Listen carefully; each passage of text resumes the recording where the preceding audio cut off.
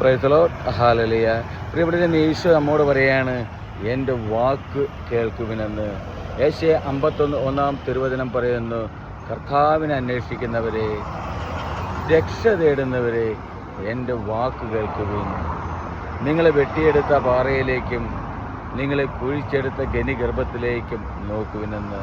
പ്രിയപ്പെട്ടവരെ, ഈശോ പറയുകയാണ് നമ്മളോട് ഓരോരുത്തരോടും, കർത്താവിനെ അന്വേഷിക്കുന്നവരെ, രക്ഷ തേടുന്നവരെ, എൻ്റെ വാക്ക് കേൾക്കുമെന്ന്. പ്രിയപ്പെട്ടവരെ, ഈശോയുടെ വാക്ക് കേൾക്കുവാനായിട്ട് കാതോർത്തിരിക്കുന്നവരാണോ നമ്മൾ? നമ്മുടെ ജീവിതത്തിൽ നമ്മൾ രക്ഷ നേടുവാനായിട്ട്, രക്ഷപ്പെടുവാനായിട്ട് പല വഴികളിലൂടെ ഓടുകയാണ് ഈ ലോകത്തിൽ. പ്രിയപ്പെട്ടവരെ, യഥാർത്ഥമായ രക്ഷ നേടുന്നതിന് വേണ്ടിയിട്ടാണോ എൻ്റെയും നിങ്ങളുടെയും ജീവിതത്തിലുള്ള ഈ ഓട്ടം? നിത്യജീവനായ ആ രക്ഷ നേടുവാൻ, നിത്യജീവിതമാകുന്ന രക്ഷ നേടുവാനുള്ള ആ ഓട്ടത്തിലാണോ ഞാനും നിങ്ങളും? പ്രിയപ്പെട്ടവരെ, അവിടെയാണ് നമ്മൾ കണ്ടെത്തേണ്ടത്. അവിടെയാണ് ഞാനും നിങ്ങളും കാതോർത്തിരിക്കേണ്ടത്, ഈശോയുടെ വാക്കുകൾക്കായി. ഈശോയുടെ വാക്കുകൾ കേൾക്കുമ്പോൾ ആ വാക്കുകൾ ഹൃദയത്തിൽ ഏറ്റെടുക്കുവാൻ എനിക്കും നിങ്ങൾക്കും നമ്മുടെ കാതുകളെ തുറക്കുവാൻ, നമ്മുടെ മനസ്സിനെ, നമ്മുടെ ഹൃദയത്തെ തുറക്കുവാൻ സാധിക്കണം. പ്രിയപ്പെട്ടവരെ, ഈശോ പറയുകയാണ്, നിങ്ങളെ വെട്ടിയെടുത്ത പാറ.